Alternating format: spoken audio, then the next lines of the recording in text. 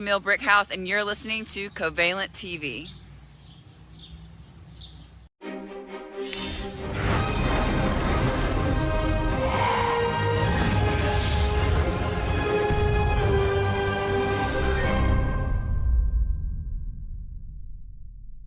What's up, y'all? It's your girl, La Boricua Badass, the brightest star in the sky, the greatest that beat the greatest, La Boricua Badass, the flavor gang leader, and you're watching Covalent TV. Oh,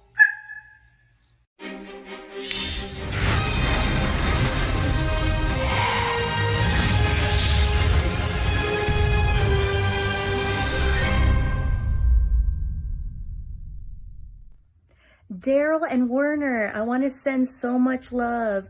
I heard about Covalent TV, and I wanted to say thank you for, making fans, wrestling fans happy, for the gaming and everything. Like, you guys are amazing.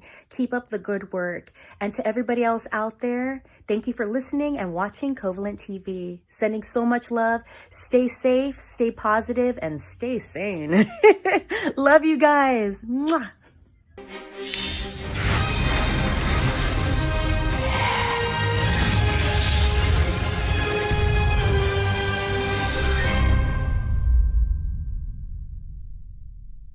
Hello, my name is Maria Canales-Bennett, and I am the First Lady of Professional Wrestling, and you're watching Covalent TV.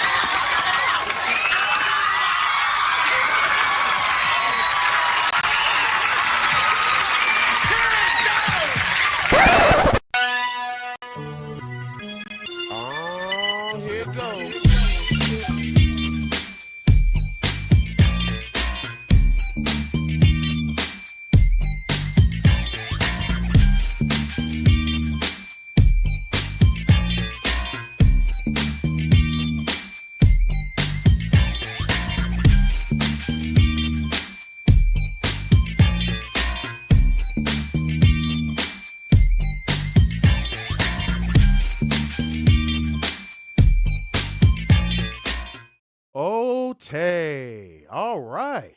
We have reached the middle of the week. We have gotten to a point of the week where you're probably looking at Friday going, it's not too goddamn far, which is a good thing for you because we got a review on that day too. Mm-hmm.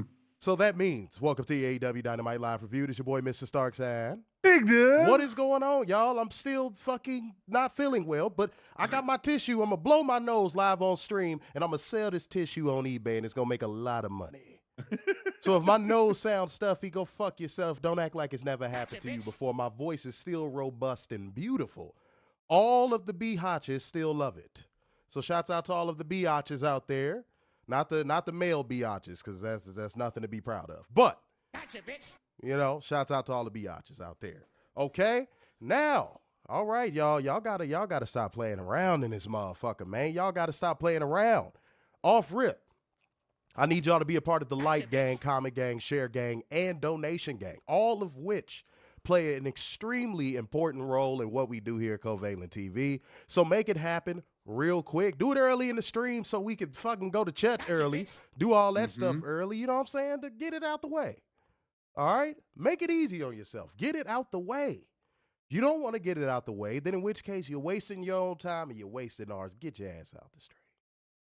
Huh? We don't need you here. We love you, but we don't need you here. But, something I want to say off rip. I do a lot of business out there. I spent a decent amount of time out there, not as much as Vegas, but when I do go to the West Coast and I'm handling business, I always go to L.A. Guys, send your prayers out to L.A. and the Pacific Palisades. And it was sad to see that place burn to the ground the way it is because, guys, I've actually been out there before. It was beautiful. And yeah, bruh, Malibu has got hit. I mean, like, it's crazy, man. It's crazy what's going on. Mm-hmm. I have my own little theory about what might be happening, but I don't want to get into that because this is not a political stream. But Nope. yeah, guys, just send your prayers out to those people out there in California, greater Los Angeles County, Oh, just send your prayers to him. Seeing all those houses and seeing all the videos of people like that may or may not have made it out of their homes because there was a wall of fire surrounding their home, and just like people crying because they lost their pets, and they people that were elderly. Like I just, all that shit just bugs the hell out of my soul. So guys, if you can find any way to help out there, please be sure to help. If you are out there, I send my prayers to you, obviously. But yeah, man, everybody just please, that is just, it's insane, man. Seeing people lose their entire livelihoods just in one swoop is always sad. It's always terrible business. Yeah, and seeing all those cars stuck on the freeway. Yeah. Terrible. Terrible, terrible, terrible, terrible, terrible. But salute to y'all, man. If y'all are in here, that means y'all are good people, and y'all are in good company right now because y'all are in here with the best people that you could kick it with to talk about this real talk. We always drop it right off at your front doorstep. When are y'all going to put in some work? Huh? We gonna make y'all walk to the sidewalk. So we ain't dropping it off at your front door no more. We putting it on the sidewalk. You gotta come get it. That's what you gonna do from here on out. Wait, hold on. Y'all gonna make me cut the alert box back on already. Hold on. It is E7 40 18 52 71 33 D5. Came through with a donation. 10 smackaroos. Appreciate you coming in. Yes, nameless donation has been made. All right, we are doing extremely well so far, man. Let's keep that going. Let's keep that energy rolling in so we could go straight away to that beautiful place where your spirit can be saved and you could be sanctified and holy. It is called church. So if y'all want to get there, y'all know what to do, man. Keep the engagement up. Keep all the good shit going. It makes the show much better for everybody involved. Yeah, Jeff, some of those homes are worth a grip, dude. Yeah. Yeah, bro. I know all about that housing market out there. Like, for example, I think the Jacksons still own it, but Havenhurst, Michael Jackson's real crib. A lot of people think like his real crib was Neverland. No, Havenhurst was like the Jackson family home in LA. I know where the fire is. It is not too far from where Havenhurst is. So for historical purposes, I pray that doesn't burn. Just for historical purposes, that would be awful. That'd be absolutely terrible. And another reason why I say that is because they do a Thriller Nights charity event there where they allow the public to come in there and they raise a lot of money for charity. A lot of money for charity. Michael Jackson's name, it brings a lot of money for charity even in his passing. And I know he had a gang of set-asides for charities when he passed, and unfortunately his untimely passing did happen. But yeah, Michael Jackson was super charitable. So yeah, for the sake of the charities that come to that event, I hope that place stays pretty safe. All right. I bet y'all didn't even know that either. Look it up. Look up Havenhurst. Look up Havenhurst whenever y'all get the chance.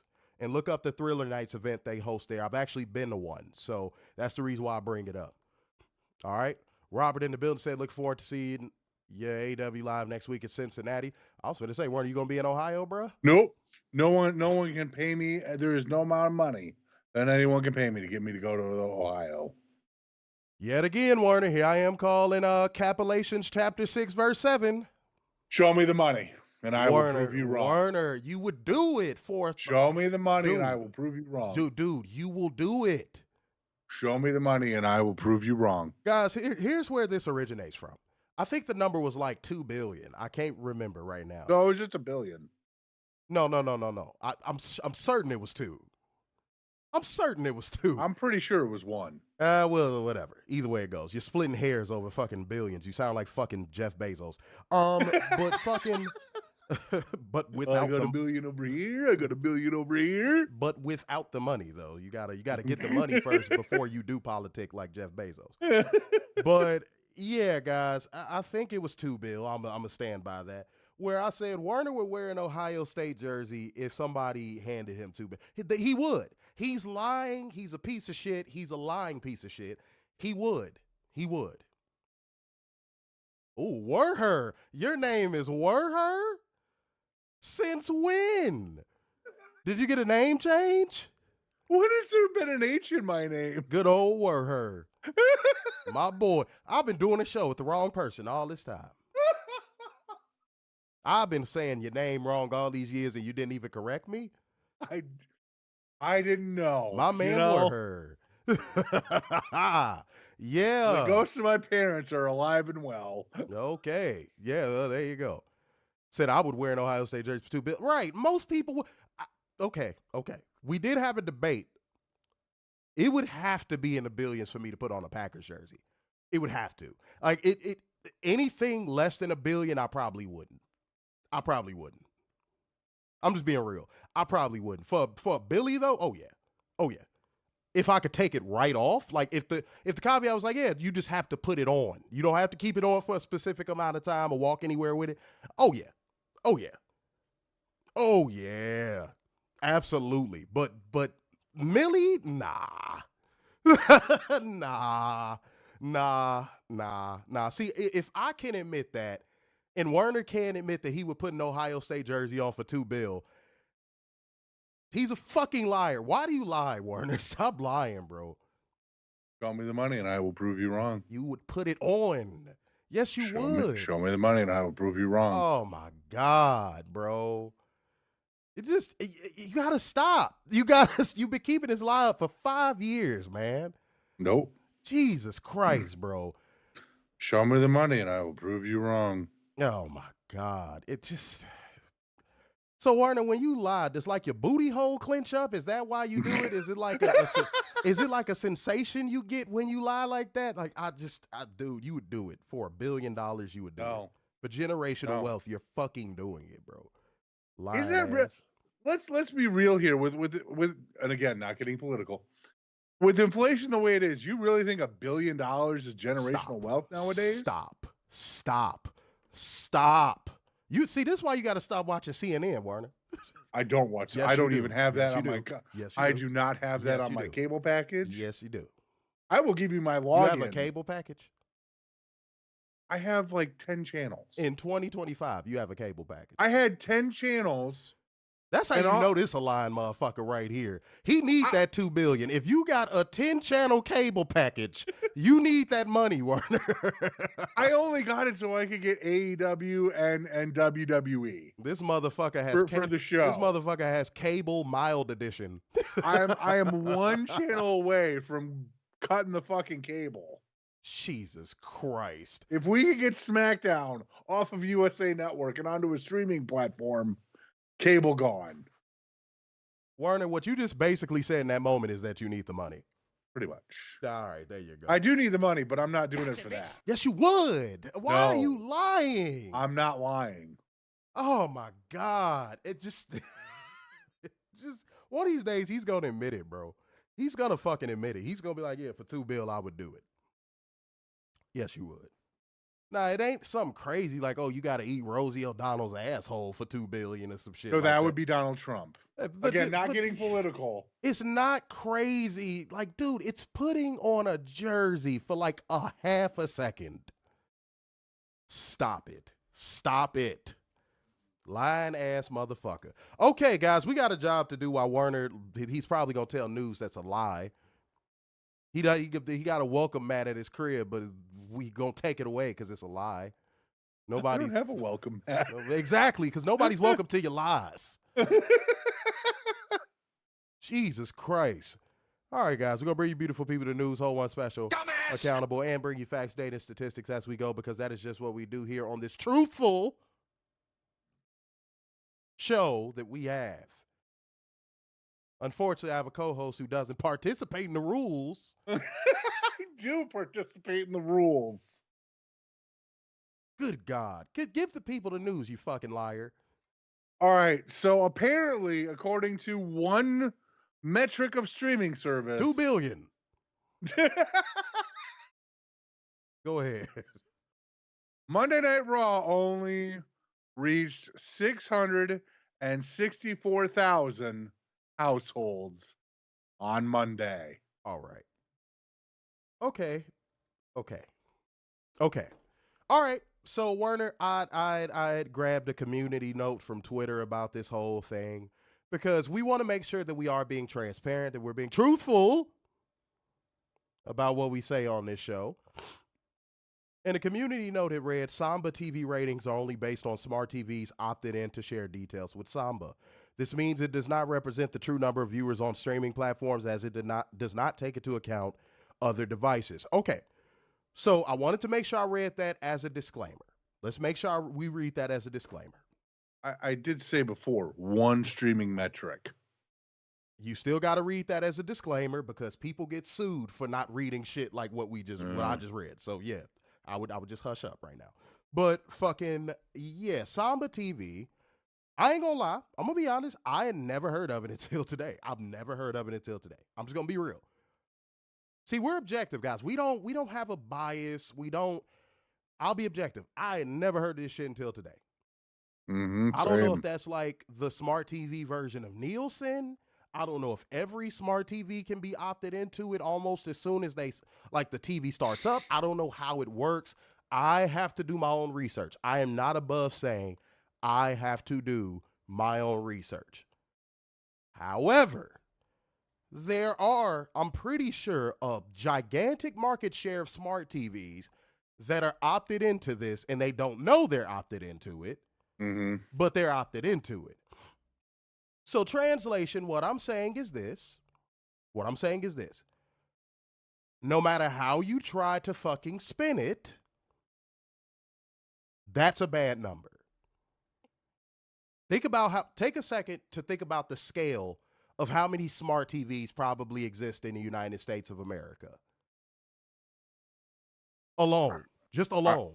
I mean, I honestly believe that every TV, for the most part in America, is a smart TV by now. Yeah, if you still got a big booty TV, your priorities are completely out of whack, or you're probably old. I'm just going to be real. I'm sure there's somewhere between 200 to 250 million operational smart TVs in the United States of America. And I'm including stores like Best Buy and blah, blah, blah. And, I'm including sports bars, all that. That's a terrible number. Again, the drones were going into a tailspin about that shit. Oh, it's just one metric, blah, blah, blah. They pressured fucking Twitter into dropping a community note. Like, it was all bad, right? But drones, I'm sorry. That's still bad. You want me to give, Warner, let's give an equivalency. Let's do it like this. This. Let's say Michael Jackson came back to life one day only. One day. And Michael Jackson says, I am hosting a concert at Cowboy Stadium. Okay. Then I got to go right back to heaven, right? All the tickets are free. All of the tickets are free. Or better yet, how much does Netflix cost on each tier? Okay, $6.99, $15.49, and $22, right? Right. Let's say those are the 3 ticket tiers. Okay. Let's just pretend, okay? Okay. If 5,000 people buy the $22 tier, 2,000 people buy the $15 tier, and then 8,000 people buy the $6.99 tier, right? Right. I don't know if y'all were paying attention or doing the math right there, but that's not even a quarter of Cowboy Stadium in what it could fit. That would be considered a what? A failure. That's the point I'm trying to make. That is the point I'm trying to make. That would be considered a failure. I'm sure Michael Jackson would see them ticket sales and be like, you know what? I'm just going to go back to heaven. I'm not even going to go out there and perform. I'm just going to go on here and go back up to heaven. That's bad. So I'm going to look up how many TVs that accounts for in the United States by itself. I'm going to look up how many TVs Samba accounts for in the United States. What's their grip on the market when it comes to opting into this data? So we got to find that. Once we find that, we will bring it back to you guys. But if it's anything more than, what's a number that I would give on this? Let me cut my business brain on for a second. If the opt-in number is anything over 5 million, That's terrible. I would even say 4 million, really. If the opt-in is 4 million TVs, that's still bad. If the opt-in was 3 million, that's still bad. Only until you get to 2 million does it become feasible and easy to kind of swallow. Pause. I want y'all to take a second to think about that. So even if it's only like 4 or 5 million TVs opted in, that's still trash. Go ahead. So I'm on their website. I'm ready. Let's do it. So global brand scale with 24 smart TV brands. So they are on TCL, Sony, Toshiba, Philips, Sanyo, Element, Techwood, Luxor, JVC, Sharp, Hitachi, Westinghouse, Panasonic, Polaroid. Werner, you can stop right there. Werner, Sony is big enough in itself. Mm-hmm. The rest of those TVs are Black Friday TVs. Let's be real. Yeah. The rest of those TVs are Black Friday TVs. I'm just going to be honest. I'm being objective. Those are Black Friday TVs. But you know what? You know what's so funny about me saying that? That actually helps our argument, because those are the TVs everybody goes to run and buy when Black Friday rolls around. Right. When you Especially said the TCL. The moment you said TCL, I was like, bruh, I literally just saw a 50-inch TCL on sale in Walmart for $200. Mm-hmm.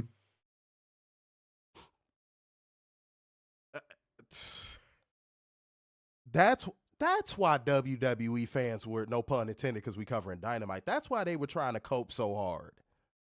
Mm-hmm. It makes sense now because they know that's bad. And also, why is this not like a thing worth mentioning? Why didn't Netflix basically just say, yeah, we're not going to put those numbers out?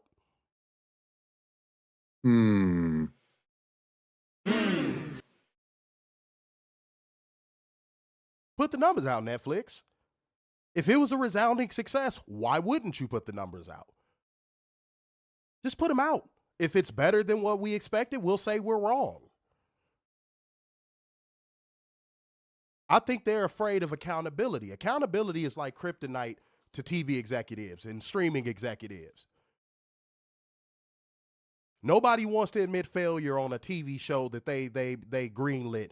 Nobody wants to admit failure on a movie they greenlit. Nobody wants to admit failure on a series they greenlit. And technically, WWE falls underneath the TV show series category.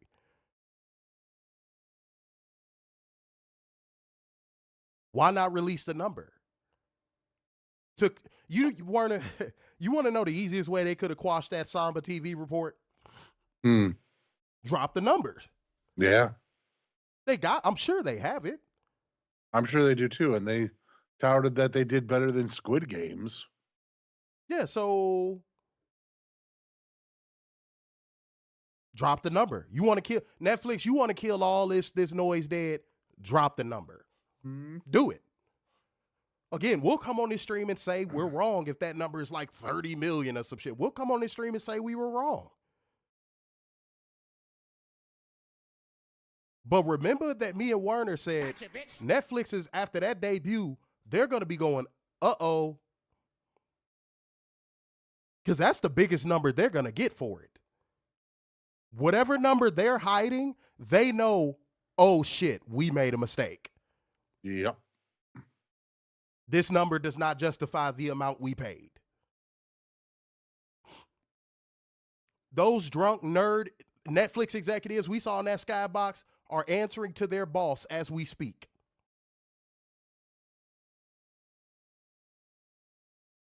So yeah, again, but if y'all want to Netflix, if y'all want to shut us up, I just told y'all how to do it. Shut us up. Drop the number. Shut us up. We'll come on here and be like, oh, sorry. Oops.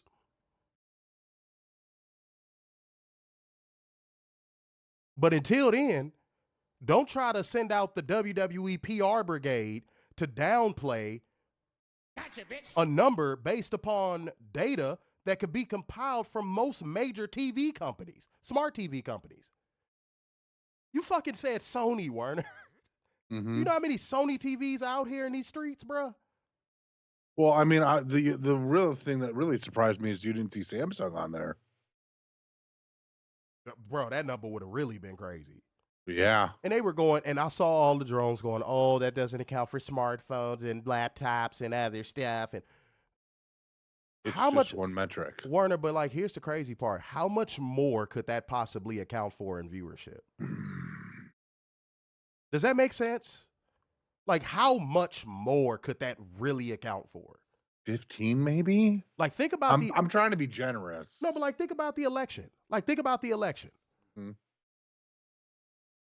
Everybody was saying, oh, wait until the results come out. Wait until the results come out. And you saw it was going to be a trouncing. Like, by the time it hit 2 o'clock in the morning, you saw it was going to be a trouncing. Them little votes that they were going to count wasn't going to make the difference between if Kamala won or not. It just wasn't. And that's how I feel about them saying, oh, what about the laptops? And that's not going to make that big of a difference in that 664 number. Not the difference y'all think it's going to make. It's like y'all think that's going to make it go up to like 90 million. Mm-hmm. It's not, bro. It's going to go up to 80 million. No. Because then, if that was the case, do you think Netflix would be hiding the number? No. If everything accounted for added up to 70, let's go with a low baseline number. If everything accounted for added up to at least 40 million, do you think they'd be hiding the number right now? No, they would be out there grandstanding, showing leg, the whole nine. So they would rub it into everyone's face. So you would not hear the end of it. So how much difference do y'all think that shit is going to make? If it was this resounding success, earth-shattering success, right? Mm-hmm. Wouldn't it be out there? And I don't want to hear that, oh, they got to compile the data first. I don't want to hear that bullshit at all. That should be done by the end of the night. Right. I don't want to hear that bullshit by at all. 3 a.m., they should have everything. Yeah, that's called coping. Yeah. If you say that, that's called coping. But hold on, let me read a few comments. Go ahead. Hypothetically, real quick. Go ahead. Let's say they do drop the number. Okay. And let's say it's not far off from the Samba number. Are we saying that Raw probably did a 1.2? Probably. Yikes. Might be even be under. Yeah. Warner, WWE had one shot at glory. Mm-hmm. They did. Can we all agree on that? WWE had one shot at glory with that Netflix debut. And they pulled the fumble Rooski. Gotta blow my nose, y'all. Hold on. Yeah, they fumbled. But let me tell you something. Here's another little wink, wink, nudge, nudge that number isn't as great as Netflix and WWE projected. I'm gonna give y'all another little tidbit. Y'all gotta keep y'all ear to the streets. Y'all gotta keep y'all ear to the ground and just listen. And just pay attention to shit. The WWE compromised media ran out in droves today. And you want to know what the narrative was? What's old became new again, Werner. You want to know what the narrative was again, Werner? Again. Are you ready for this? Again, do you want to know what the narrative was again? Oh, here we go. Oh, the show was for the casuals. It wasn't for us. They went for Werner. They went for the it's bad on purpose again. They did it again. They did it again. They did, and they how? Dude, and how they were dude, and they were shaming anyone that said otherwise. They were shaming anyone that said otherwise. How was the show for casuals when 90% of the show is fucking talking? How does that draw a casual in? Bro, you see WWE, you think wrestling. Why am I not seeing wrestling on my television? Oh, but look, Vanessa Hudgens is in the crowd. I'm not dissing you, baby. I'll still fuck the shit out of you, but still. Yes. But still, fine ass. But fucking, dude, that was when I knew, when I saw the WWE compromise media, the cheese platter receivers going into, oh, mayday, mayday, mayday. I was like, uh-oh. And I mean, almost immediately after that Samba story came out. Immediately. Oh, where's this from? We need to get verification. We've never heard. I'm like, oh, is that the sound of coping? Now, I want to make it clear. I want to say this very explicitly. Do I think that number is the final number? No. No. We'd be foolish to come on here and say, 664, that's the final number. This shit is a flop. No, I don't think that's the final number. But do I think the final number is still going to probably be a flop? Yes. Yes. Yes. Because if it wasn't, we would have heard about it. Everybody put an ear emoji in the comment section. We would have heard it.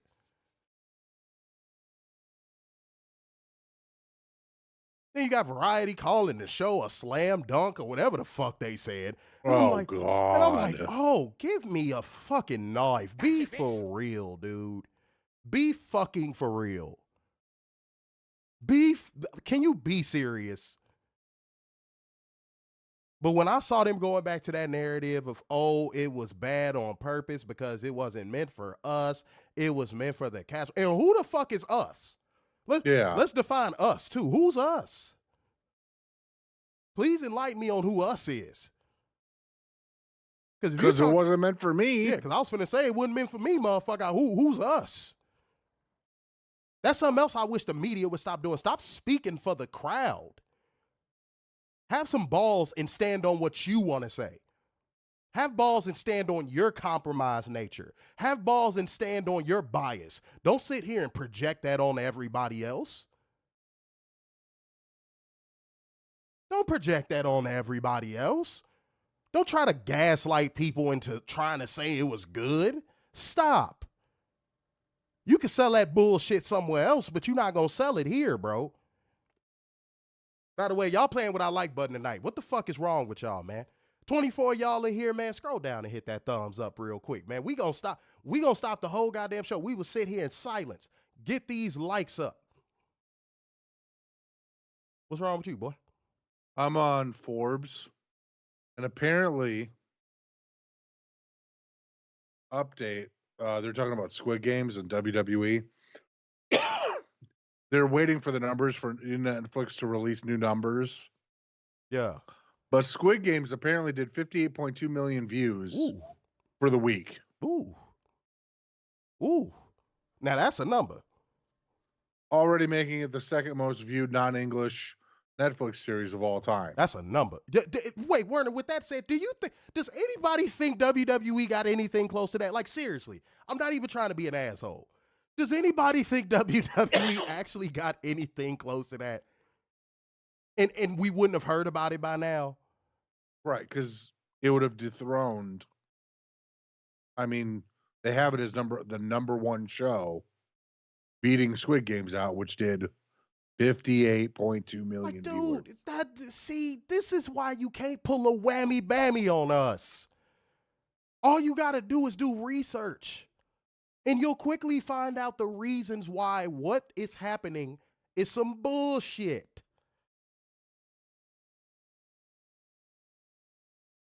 They trying to pull a whammy bammy on everybody, and they're using the media to do it.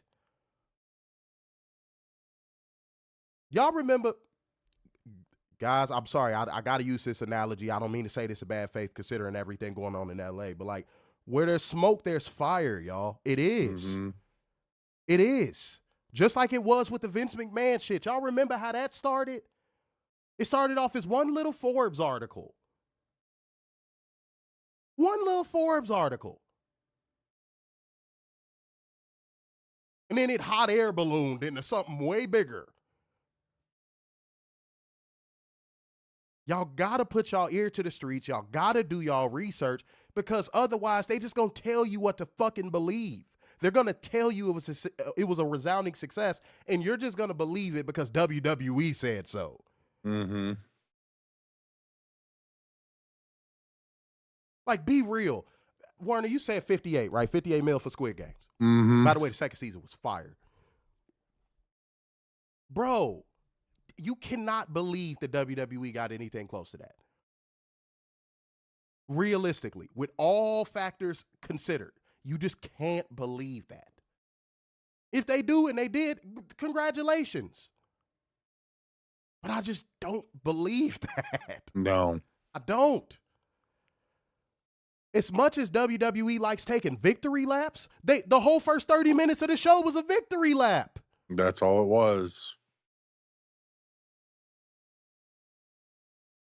Am I supposed to pretend like the whole first 33 minutes of Raw wasn't a victory lap? Yeah, we robbed Netflix of $5 billion. Now let me tell you about all of the insider wrestling terms. Let me tell you my story about wrestling. Come on, dog. Y'all got to be smarter than that, bro. Y'all got to be smarter than that, bro. Everything is right in front of you. See, this is why we encourage people when you watch our show to open your ears and listen to what we say. Don't try to tone police us. Oh, I don't like the way he said it. Oh, the way he's saying it. Why is he so angry? Trust me, I'm not angry. I'm doing good in life and I'm going to get some ass tonight. I'm fine. I'm okay. I'm good. Trust me, I'm not angry. I'm just passionate about the truth because WWE has gotten away with lying to y'all for so fucking long, screwing y'all over for so fucking long, giving y'all the bare minimum for so fucking long. That when they try to pull whammy bammies like this, we gotta call it out. Mm-hmm. Shouts out to everybody in the building right now, man. Run our likes up, bro. Run our likes up. 28 people on YouTube. Let's get this up over 20 likes. Easy money. We could do this, y'all. I know it's a Dynamite show, and a lot of y'all Ninja watchers is probably like, oh, Dynamite. Ew. Mm-hmm. But I'm going to watch this anyway. But ew. But hit the like button. I don't care if you comment, but hit the like button. If you want to comment, that's cool too, though. All right? And also, get the donation gang popping. Hit that Streamlabs link of that Cash App. Everything is important. We got to get this show rolling, and that's how y'all do it, okay? All right, I'm going to read a few comments, and then we're going to get into drone accountability real quick. Werner would wear an Ohio State jersey for a jar of Miracle Whip. I'm dead. No. That is funny. No. That is absolutely funny. No, he wouldn't do it for free. I don't think he'd do it for free, but I do think he'd do it for $2 billion, though. No. Oh, damn, Catherine, what? Hey, said, can Werner even read the rules with that Michigan education? Jeez. Where's the heat coming from? Miami? What's wrong with you? You all right? Feeling a little vitriolic tonight. All right, I see you. Calm down. Said, damn, that's rough. Said, Raw on Netflix getting less than 1 million views is funny to me. Matthew Shelton said, that's where they pulled that 700,000 Saturday night's main event thing. Is it? Ooh. Interesting. Ooh. I didn't know that. Oh, that kind of changes the game. Oh. You know why that's interesting? Because we didn't hear a follow-up on that Saturday night's main event number. No, we didn't. That's pretty telling. Mm-hmm. Ooh, okay. I like that. Said 294 mil last count based on sales for smart TVs. Yeah, dude, that's what I'm saying, bro. Like, WWE fans gotta come off of it, bro. They gotta come off of it, bro. They gotta wake up and live in reality at some point, dude. Seriously. Said the drones have spent the entire day trying to spin this. Boy, man, look, I'll be busy as hell, but when I went to go scroll, I was like, what is this Samba TV story? And then I started looking into it. Then I started seeing the spin cycle, and I was like, oh, this must have some legs, because that's the only time the WWE compromised media goes into full spin is when something has legs. Otherwise, they don't really do it. They'll just let it die. They'll sweep it under the rug and let it die. So the fact that the WWE compromised Cheese Platter Media got on it immediately kind of told me like 90% of the story. Just being honest. Said all the drones had enough time to get Netflix because they knew when WWE was going to Netflix. So why didn't they rush to get it before the first show? That's an interesting question. Mm-hmm. Said Michael Jackson will moonwalk his way back to heaven. Right. No, right. Like, y'all funny, bro. Said 2020, Senior Nerd said 2025, is it going to be a good year for the Fed? Lower viewers, lower attendance, mixed to negative. Plea. I hate that shit with a passion. Matches, it will be all bad for WWE, but all good for Tony Khan and AEW. Matthew Sheldon said they're on every TV the average WWE fan can afford. Right. When Warner started naming the Black Friday TVs, I was like,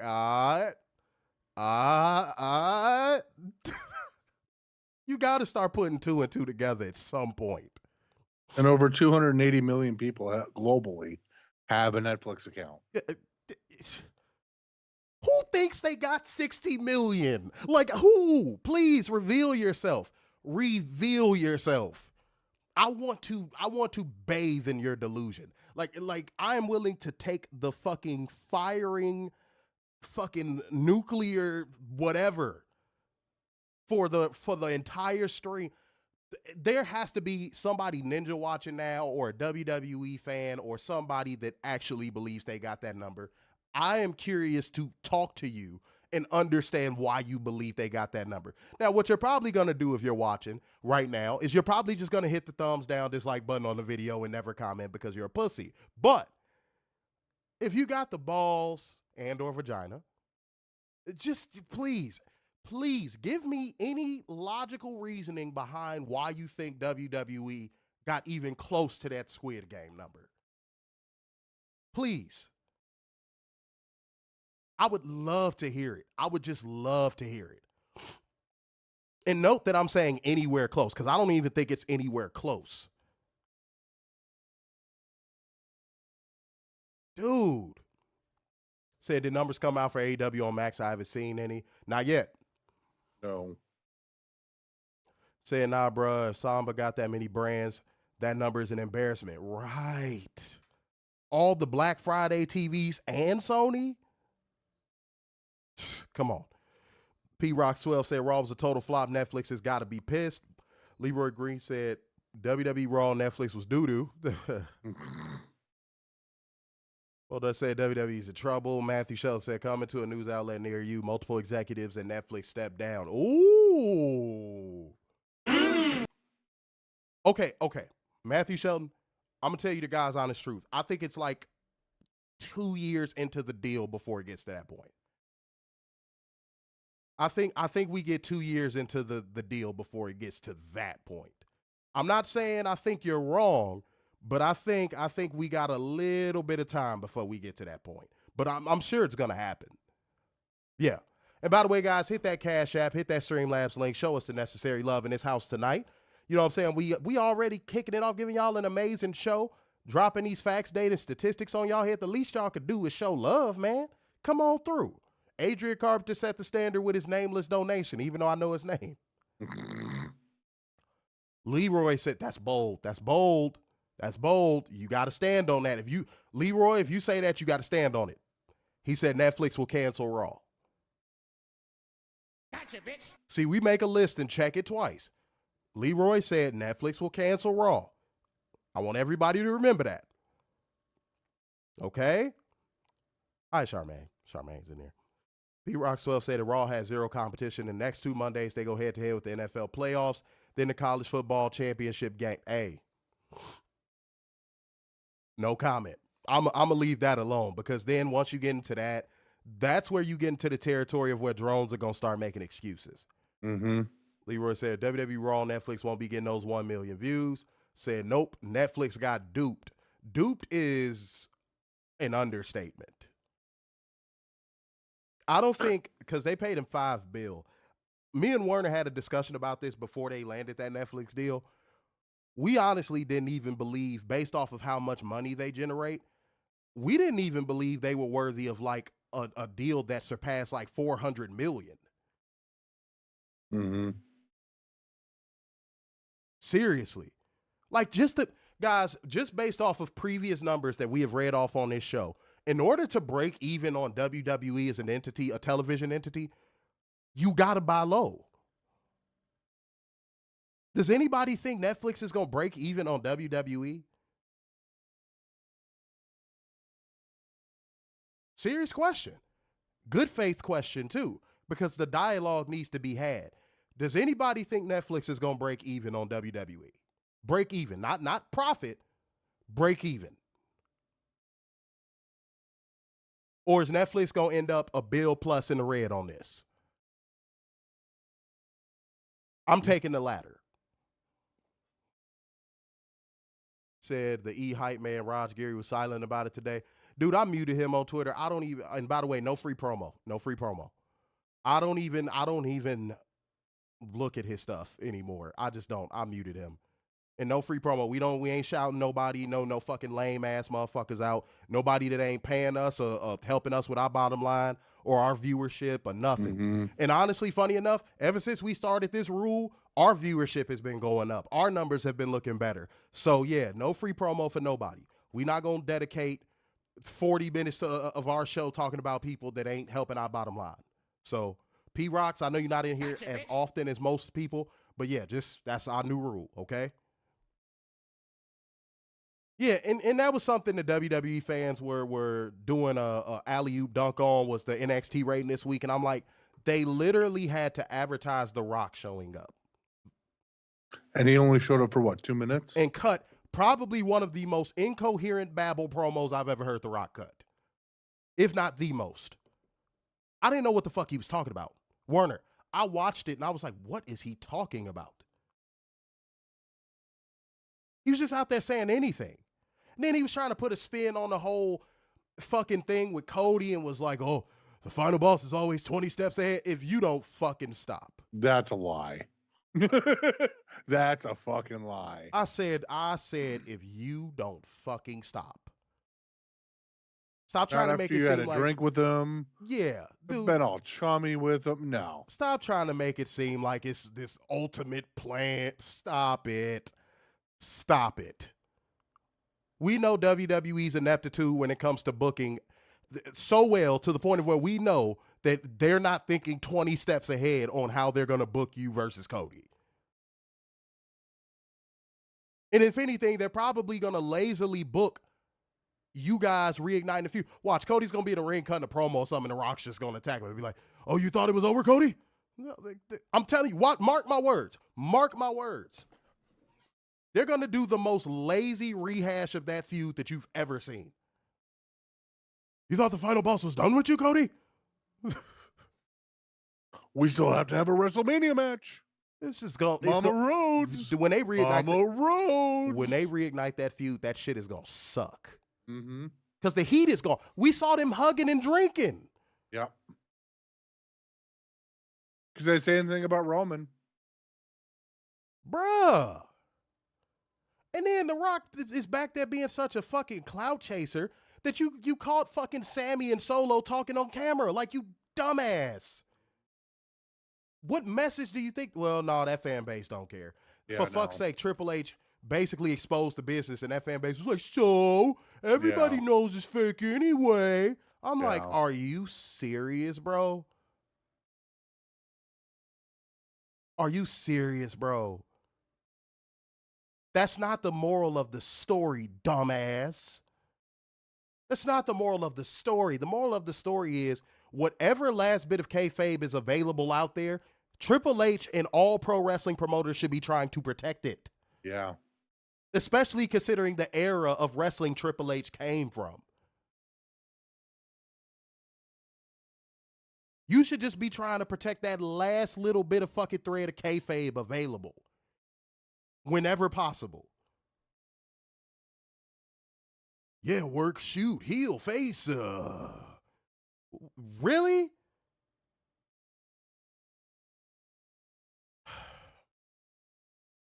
So, we all know Raw is 3 hours long.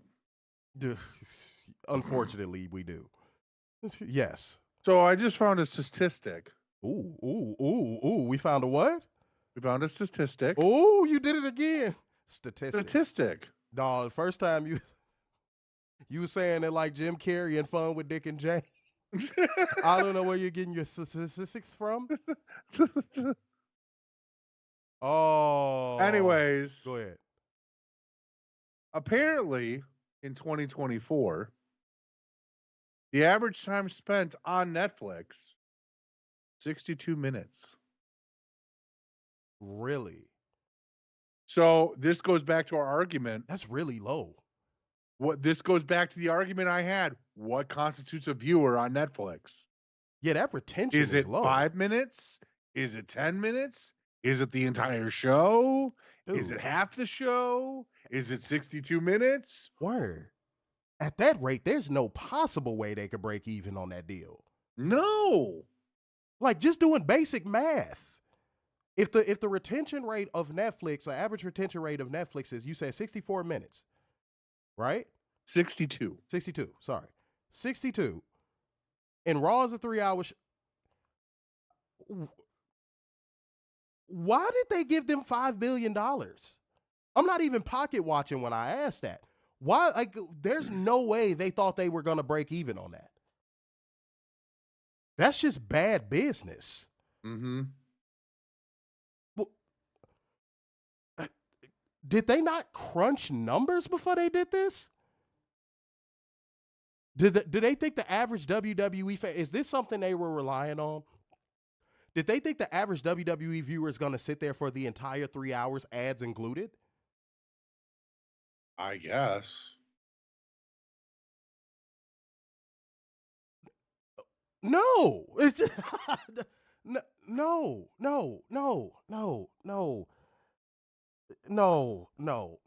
This is how you know they had fuck you money. Because what? I'm glad you Warner, I'm so glad you found that number, bro. I'm so glad you found that number. Just to compare, people only do 48 minutes, well, 49 on YouTube and 58 minutes on TikTok. That's why TikTok is super lucrative right now, and every billionaire in the country is trying to buy it. Yeah. But like, for a platform as large as Netflix, that's really low for the catalog. Think about the catalog. Like, for their catalog, that's an extremely low retention number. That's like doing a re-showing of Titanic in a movie theater and people only sit in the movie theater for 20 minutes. That's bad, bro. So I also found out Netflix subscribers by country. The United States has the most at 66 million. Ooh, a lot of people. Ramen noodle reigns as home country, India. 5.5. Wow. Brazil's at number 2 at 15. The UK is at 14. Germany 13. France at 10. Mexico's at 10. Japan's at 7. Canada's at 6.7. And Australia, a whopping 6.5. Now, you guys might be thinking, oh my God, these are boring numbers. Get to Dynamite. Oh my God.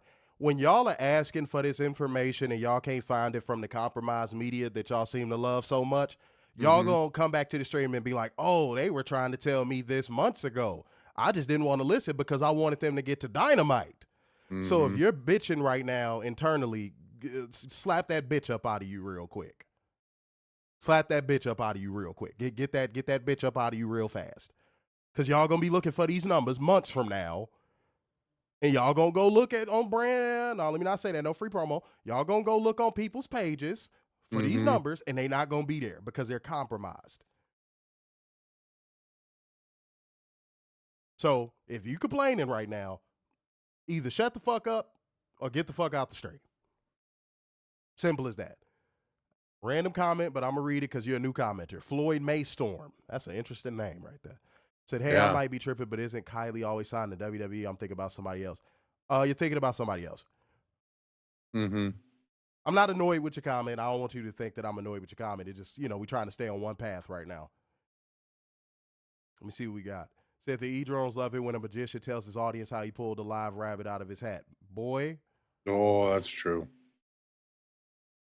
Yeah, and first of all, hold on. Thank you, Catherine, for packing up that ratings and attendance troll. Thank you. Because that they don't have an argument to what we're saying. You notice that there was no argument to what we were saying. There was no argument. There never is. If they go straight to the name calling. When they can't back up what they're saying with facts, they go straight to the name calling. I got another stat for you. Go for it. 51% of Netflix users are female. Ooh. How many women are really watching wrestling on Netflix? Yo. Warner is dropping. We are dropping that game on y'all right now. We are dropping that game on y'all right now, bro. Y'all got to pay attention, bro. Maurice D. Prophet, Prophet said 1,000% agree with the protection of kayfabe. Yeah, man. When you got one of the highest level executives in the company, WWE that is, not TKO, and WWE going, yeah, heel, kayfabe, shoot, work, babyface. When you got him running out there just not protecting the business, what message does that send to the rest, not just to WWE fans, but to the wrestling world? And the reason why I say that is because, guess what, guys? The WWE fans don't care about wrestling. They have said as much themselves. So no, that's no longer hyperbole. When I say that, that is no longer hyperbole. They are now confessing that they don't care about wrestling. See, if we would have said that 3 years ago, it might have been hyperbole. Mm-hmm. But now they're running out here literally telling you, we don't care about wrestling, more soap opera, more talking segments, more yeet, more. They're telling you that they don't want wrestling with their wrestling. But go ahead, Warner. 33% of Netflix users are millennials. Ew. Gen Z makes up 18.2%. Gen X is 26.3%, and baby boomers are 22.2%. I mean, technically, I'm a millennial, but I'm a part of like the early millennials that. I wish we would have cut it off at a certain point. Like if we would have cut millennial off in 95. I'm 4 years off of it. I'm 4 years off of it, and I don't see myself as a millennial. Yeah, dude. If we would have cut that off at like 95, I would probably be more proud of it. But like, oh god, late millennials are the worst. No. I won't say the worst. What is this most recent generation called? Gen Z? Alpha. There's now Gen Alpha.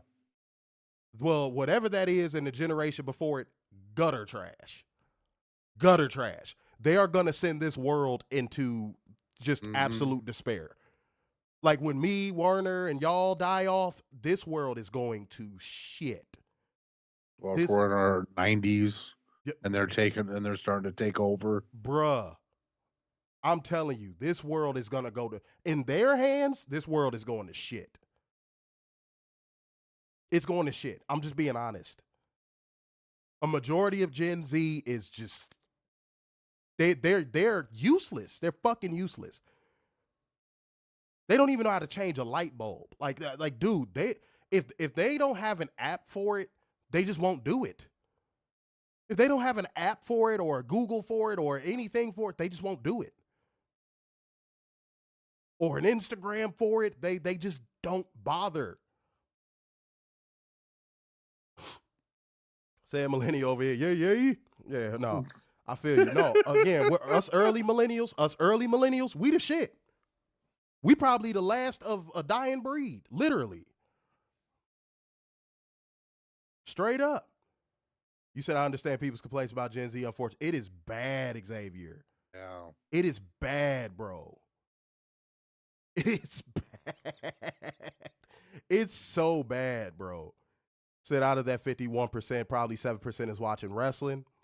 Yeah, guys, and we just throwing numbers out here because we want to help y'all get an understanding of what's going on. But guys, we got to get moving. We about to hit an hour on this show. We got to get moving. I hate to say it. We having a good conversation, though. But like gang, comment gang, share gang, and donation gang. Show the support. Show the love. Appreciate y'all. But guys, people we don't appreciate, nor do we love. All right. These are people that when we cover them on the show, we typically end up with our face in our hands. If you know what portion of the show is coming up, go ahead and drop that thing in the comment section. But even if you decide you are not going to, that is perfectly fine, asshole. I'm going to tell you what's going on anyway. It is time for us to hold one special accountable. It is time for drone accountability. Lego. This is from Twitter. Good old Twitter. For context, we're all about context on this show. Yes. Kay Adams, former NFL Network employee, said, in one sentence, please explain what I need to know about my first ever WWE Raw experience. To which John D. Joseph. I'm sorry. I didn't mean to laugh. It was so many things that came to my mind in that moment. That's why. Go ahead. Don D. Joseph said, and I quote, Did Joseph? Did Joseph. This gets funnier and funnier. Just keep going. I'm surprised that you've never seen wrestling. The storylines suck you in. Whoa. Whoa. What? Oh. Oh my If God. it's a good storyline with good characters, it makes the matches that much better. Whoa. Excuse me? Dumbass. Y'all gotta stop. Y'all gotta stop, bro. Y'all gotta stop. He really said the storyline suck you in. Do you want me to That's send why this your to you? last name is the Joseph. That's why. Because you say stuff like the storyline suck you in. Yo. I'm sorry. I didn't know there was an initiation for the storylines in WWE.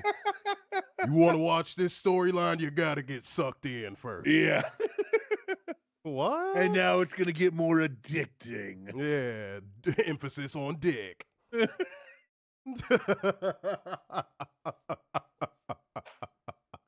Oh, God. Yo, what just happened? What did you just read? I feel like I have cancer. What did you just read? I'm surprised that you've never seen wrestling before. Bro. But the storylines, they'll suck you in. And if it's a good storyline, because he's the arbiter of good and bad. Right.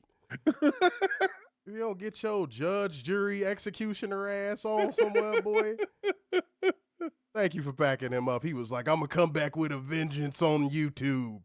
They're going to feel my wrath of the same talking points.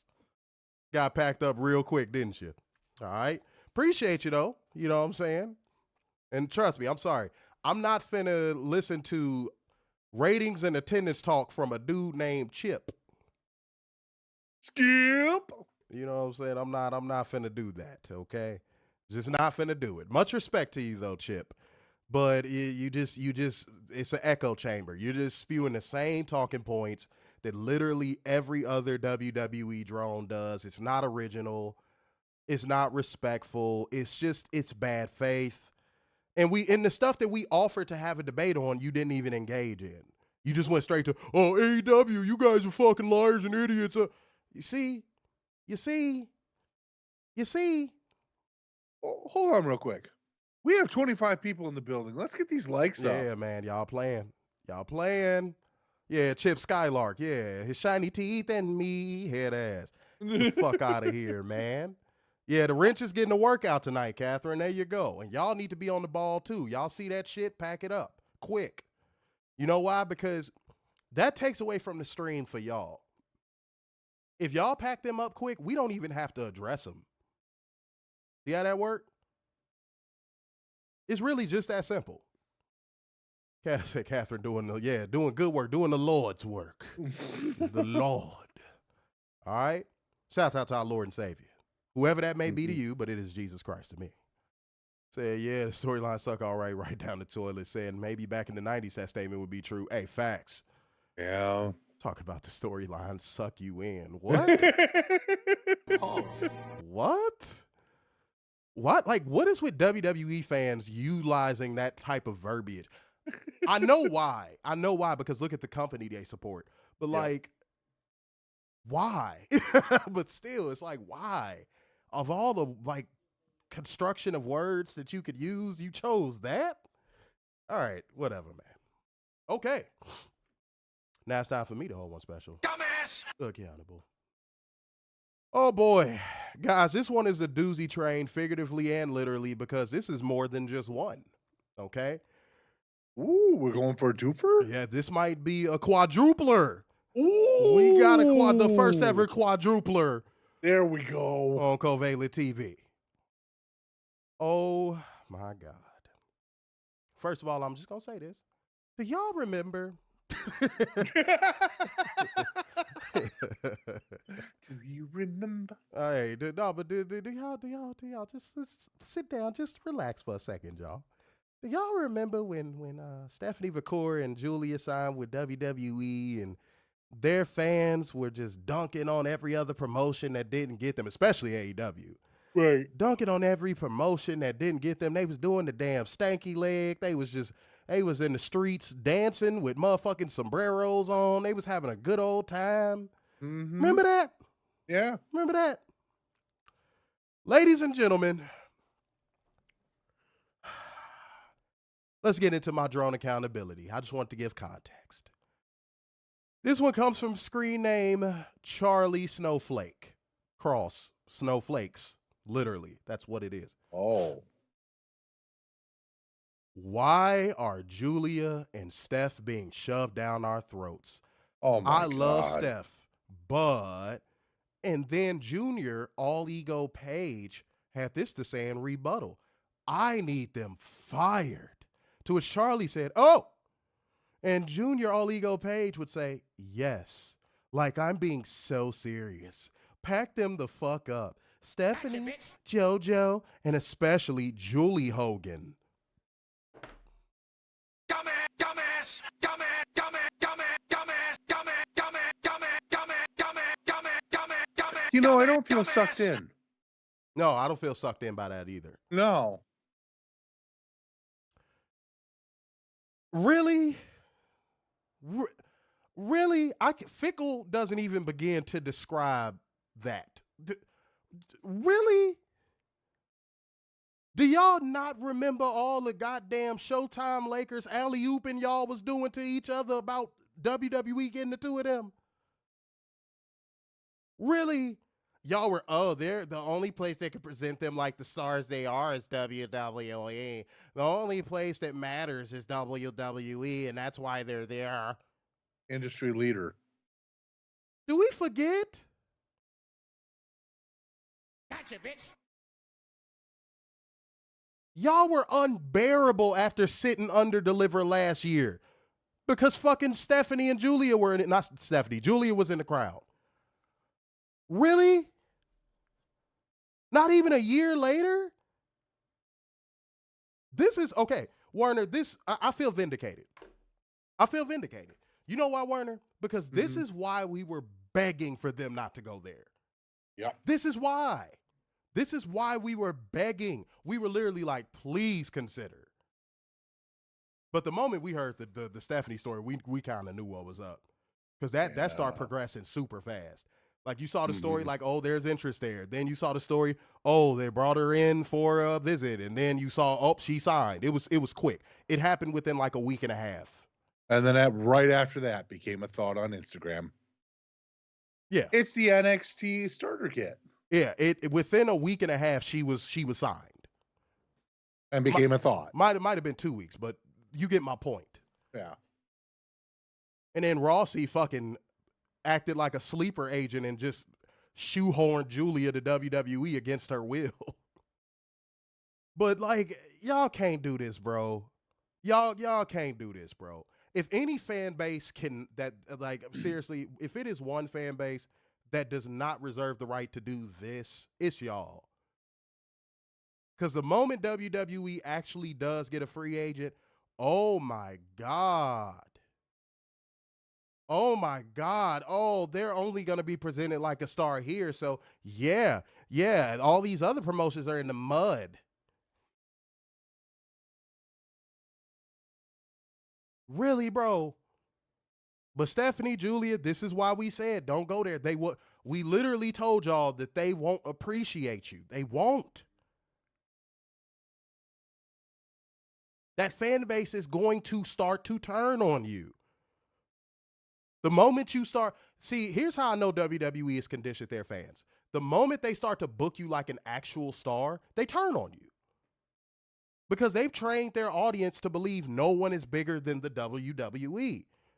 So when someone is actually being pushed like a star, they go, oh no, boo. They can boo that.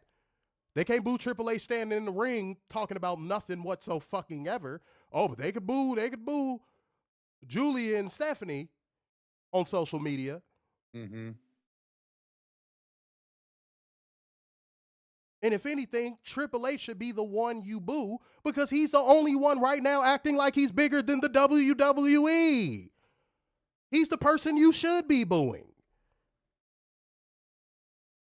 He on every video montage. Literally, he's everywhere. He's always doing the stupid finger point picture. He's literally everywhere, despite not being an active competitor. Come on, bro. Y'all got to shape the fuck up. Oh yeah, it was a drone that we had in here. Man, I forgot, but we had like a little subtle debate. They didn't come back in, but it was like a subtle debate about the Motor City machine guns. Where you at? Yeah. Where you at? Because we got Chris Sabin getting ready to compete for the Too Fast, Too Furious belt. Mm-hmm. Where you at? And it was a good debate. They were just like, this was a legacy thing for them. They just wanted to go there. I'm sure they'll be treated properly based on their legacy. And me and Werner were like, nah. No. And me and Werner were like, exact opposite. I think we said exactly this. We were like, how long have you been watching WWE? Yeah, seriously. I want to find that review because I want to find that person that was like, oh, based on their legacy, they'll be treated properly, I think. And me and Werner were just like, ooh, no, you about to learn the hard way. Mm-hmm. You about to learn the hard way. That's how I know they couldn't have been watching WWE longer than like 3 years. There's no way. Because if you know anything about WWE, you know how they get down. Pin Mike said Dragunov on Raw is throwing tomatoes. Oh, Dragunov, I'm going to be honest, bro. He kind of got exposed when he went to the main roster, just like Carmelo did. Because, like, that presentation he had worked in NXT. It did. It really did. But, like, once he walks out into an arena that's bigger than a soundstage in Hollywood, you realize this dude's a squidget. And not only do you realize he's a squidget, you realize how over-exaggerated his facial expressions are. Like, he just overdoes it. Does that make sense? I think he's a talented wrestler, like just technical ability. I think he's a talented wrestler. But I also thought Tyler Bate was a talented wrestler. But look at how he's being treated. Somebody might say, oh, he's injured. He's injured. How was he being treated before he got injured? Was he in any world title pictures? Nope. Was he on the main roster? Wasn't he with Butch for a tag team for like a hot second? Yes. But like, was he doing anything substantial? No. Okay. So like, that's how I feel about Dragunov. Like, haven't we seen this before? That's how I feel about it. Haven't we seen this before? And I think Tyler Bate is more talented. I think Tyler Bate has the ability to connect to a crowd way better. He's just that underdog you want to see win. And honestly, if I was Tyler Bate, I would request my release. Imagine how many great matches he could be having elsewhere. Seriously. Mm-hmm. Damn, we almost to 200 people on the Twitch. We only an hour 14 in. That's beautiful, man. Just for a Dynamite, that's beautiful. Yeah. Because people be hating on Dynamite, boy. People don't be pulling up for the Dynamite reviews at all. Said the downfall of the Lucha Brothers is starting next Monday. Not you making a mental note of it. Wait, wasn't it supposed to be this week on the big premiere of Monday Night Raw? Oh. No, we had to give extra time to a random ass Undertaker appearance. Yeah, sure. Said, wait, Senior Nerd said Stephanie and Julia could have been a much bigger deal in AEW, but instead they're stuck in a developmental show with sucky ass fans. And here's how you know WWE didn't capitalize properly on Julia. She won that belt, and it was like cricket, cricket. On social media, cricket, cricket, cricket, cricket, cricket. Nobody cared. Nobody gave a fuck. And then they gave the title. They took the title off of one green as grass motherfucker and put it on another in Obafemi. He's a slightly bigger green grass, though. He's a slightly bigger green grass. But you know what they weren't doing during that match? What? Chanting meat. Oh, God. Let me tell you something, though, real quick. I don't want anybody to ever walk up to me and tell me Trick Williams is a good worker. I don't want anybody to ever walk up to me and tell me Obafemi is a good worker. No. Like, all of the men in NXT are trash. Somebody begged me, like, not Carmelo Hayes, but that a while ago somebody begged me to watch Carmelo Hayes. Pause. Oh. But like, I was begged. Watch what's the name of that tag team? Fraxum, whatever you call them. Faxium. I don't give a fuck. Who cares? I don't know. I don't Somebody care. begged me to watch, like begged me. Oh, dude, they're an amazing tag team. You gotta watch them. They have excellent chemistry. I watched them and I was like, really? Really? You literally made me watch a watered down Lucha Brothers? And I'm talking about watered the fuck down. Like, really, bro? Really? But let's move on, guys. It's time for us to, we didn't get no, I would say we were so excited, but we didn't get that this week. No, we didn't. Probably because of the backlash of last week. Boy. WWE needs to sell that name to Tony Khan. Backlash. They need to sell that to him because, boy, the Pointer Sisters caught that work. Big time. Man. All right, y'all. But it's time for us to, we could bring it back, I guess, for us to light the fuse. Bring the boom. Dynamite. Dinamite. Shouts out to y'all dropping the dynamite emojis. Okay, you had a little attack there? You just throw a tantrum? Weren't over there throwing a tantrum, y'all.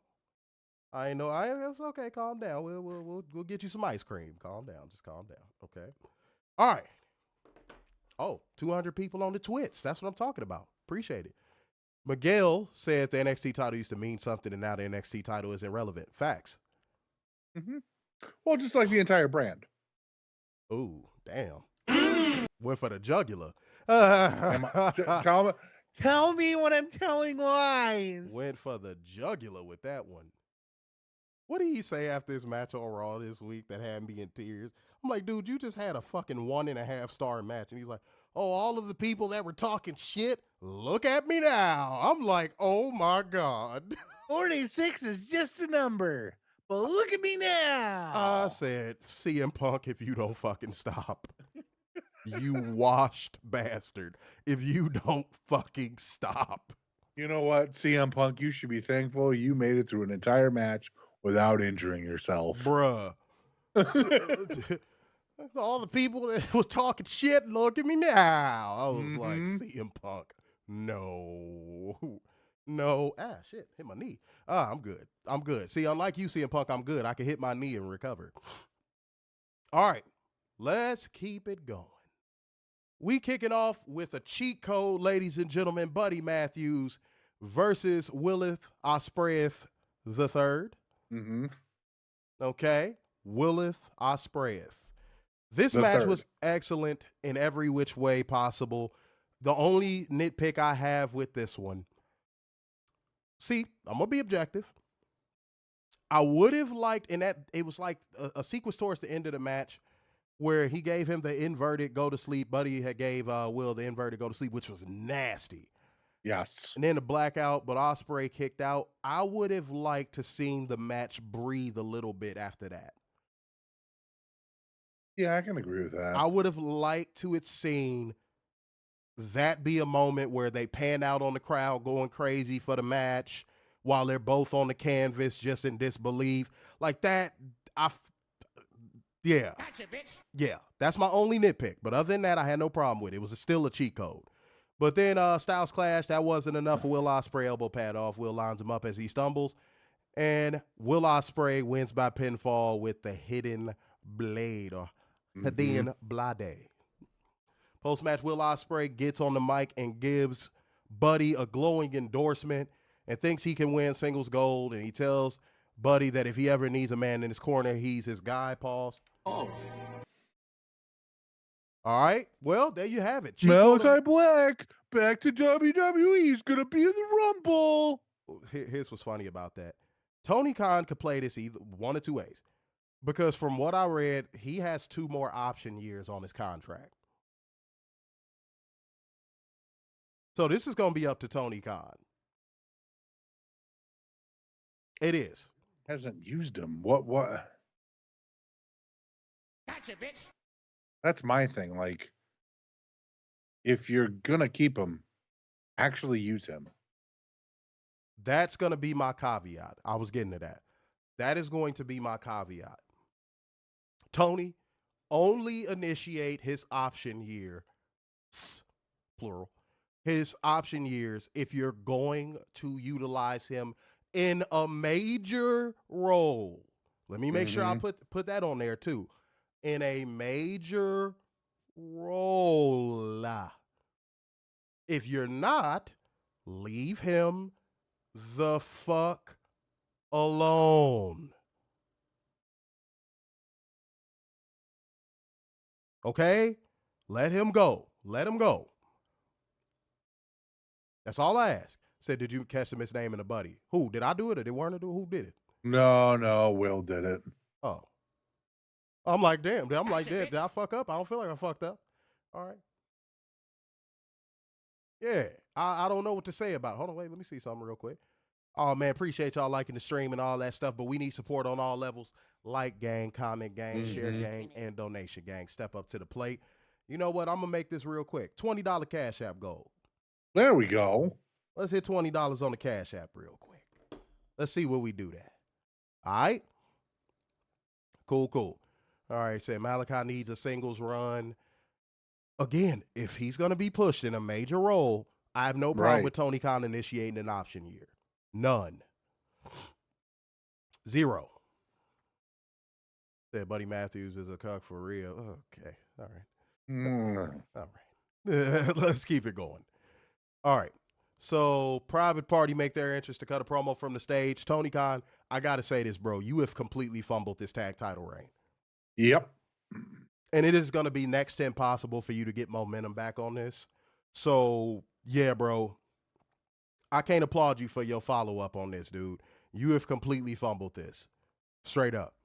But they talk about making history, main event collision, simulcast on Max, and they want to celebrate. So how about? And out comes the Hurt Syndicate because they hurt people. And they want to come out there and celebrate and all that. And then, you know, they do toast and all that good stuff. And then Bobby Lashley adds a toast. And in the smallest, crackliest voice possible, Bobby Lashley's like, I want to add a toast to the Hurt Syndicate. And you heard somebody in the crowd go, what? See, now that's where what applies. Yeah, now that I would agree with. You heard somebody in the crowd audibly go, what? That was a genuine, like, confusion from whoever that audience member was. They were genuinely confused. They were like, what the fuck did he just say? Bobby, you know how to project your voice, bro. You have a small voice, but at least project. That's something I always encourage. If you have a smaller voice, fellas, try to project. You got to try to project. Got to make your voice seem bigger. And Bobby Lashley, unfortunately, is just one of those people that he has a very small voice. So when he was like, Syndicate, I was like, what the hell? That didn't sound intimidating at all. And then he was like, taking the tag titles. And he pours the shots into the ice. I was like, that's a waste of a shot, but still. Yeah. Yeah. And they are, he's going down to the ring to hurt people after that. Mm-hmm. Bobby Lashley would defeat Mark Briscoe with the hurt lock. The hurt lock. This was actually a decent match. I won't say it was a cheat code, but it was a decent match. Yeah. Mark Briscoe was doing his damn thing in this one, and Bobby Lashley was doing pretty good as well. So yeah, salute to his match. It was decent. Again, I can't say it was a cheat code, but it was a decent match. MVP made this match. Yes, he did. MVP went all out on this match. Explain how, sir. Don't just say it and leave it there. Him on commentary was just a chef's kiss. And when Mark Briscoe used the chair while hiding under the ring and said an international object, I died. Oh no, when he said international object, that was wild work. That was wild work when he said international object. I said, this motherfucker said international object. After the match, the Hurt Syndicate intend to hurt more people. Yep. And they attack Mark Briscoe, but Private Party make the save, chairs in hand, and we go to break. Okay, little nitpick yet again. Tony, this was common sense, bro. You pull some WWE level shit with this. Why not just have them stay in the VIP section the whole match and then run and save them? Right. You got them bringing bitches out there, all that shit just for them to like go to the back? Made no sense. Yeah, that's some WWE level shit right there. That made no sense. You should have just let them stay out there. That was not smart. It just wasn't smart, okay? All right, hold on. Let me see what we got real quick because I want to make sure because I don't want to take up too much of this. All right, yeah, because we're going to have to cut a lot of this in half. Okay. All right, so right after this one, you're going to get a chance to go. I'm going to go ahead and do this real quick. I'm just going to say the winner because y'all going to fucking be like, oh, go blow for blow. Hell no. Not no gauntlet match. No. We got Adam Cole, Hangman Adam Page, Daniel Garcia, Jay White, Jeff Jarrett, Kyle O'Reilly? Wow, Kyle O'Reilly, Lance Archer. Warren, if it's anybody that shouldn't be laughing at a fumble, it's you. Richard O'Shea, Roderick Strong, Wheeler Yuta, Powerhouse Hobbs, and AEW World Championship #1 contenders Casino Gauntlet match. All right. Now I'm going to go to the end, guys, because gauntlet matches are very fucking long. And if you think we have that kind of time on our hands, you are smoking that shit.